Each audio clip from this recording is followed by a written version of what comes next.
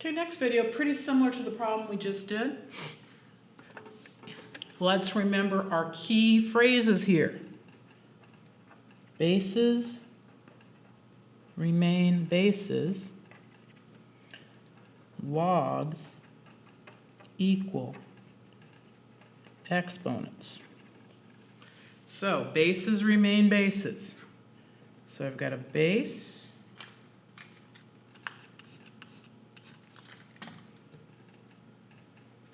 raised to some sort of exponent equals an answer. So bases remain bases. Now remember, if a base is not written, it's understood to be 10.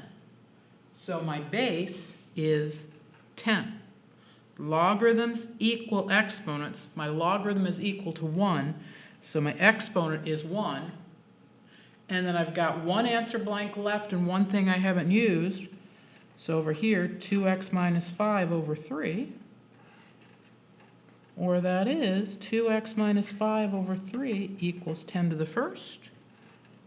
2x minus 5 over 3 equals 10. Cross multiply.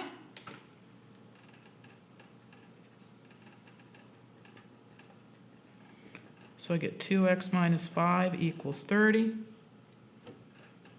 So 2x equals 35, and x equals 35 halves. And so there we did it. And what we saw here is kind of foreshadowing, these last two problems, a little foreshadowing of what we're going to see in section 4.4. These were log equations.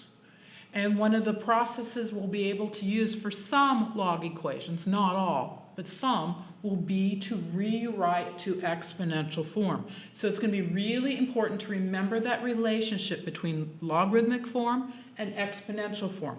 And if you remember these two phrases, it's going to guide you through it every single time. Bases remain bases, and logarithms equal exponents. Okay, moving on a little bit. Again, really just stressing that logarithms equal exponents. Observing the variable y in b to the y equals x, it appears that y is the exponent necessary to turn the base b into the number x. And that's exactly what we have here. B to the y equals x. And so that exponent of y is turning that base b into x. Then if we compare that to this guy here, y equal log base b of x, and compare it to b to the y equals x, when we compare everything, we get this right here, that log base b of x equals the exponent necessary to turn the base b into the number x.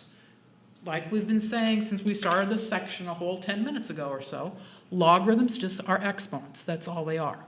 But they are very specialized exponents. It's the exponent necessary to turn that base into the argument. You're looking for the exponent necessary to turn the base into the argument, to turn that b into x. Logarithms are nothing but exponents. So find the exact value of each of these without using a calculator. So what this is that this is the exponent needed, necessary, whichever you want, to turn 2 into 8. So you just ask yourself is 2 to the what? Or 2 to what exponent, to what power, equals 8. And so you think about it a while, and log base 2 of 8 has to be 3, because 2 cubed is 8. Same thing for the next one. I don't know why it's so itty-bitty tiny small, but it is itty-bitty tiny small, so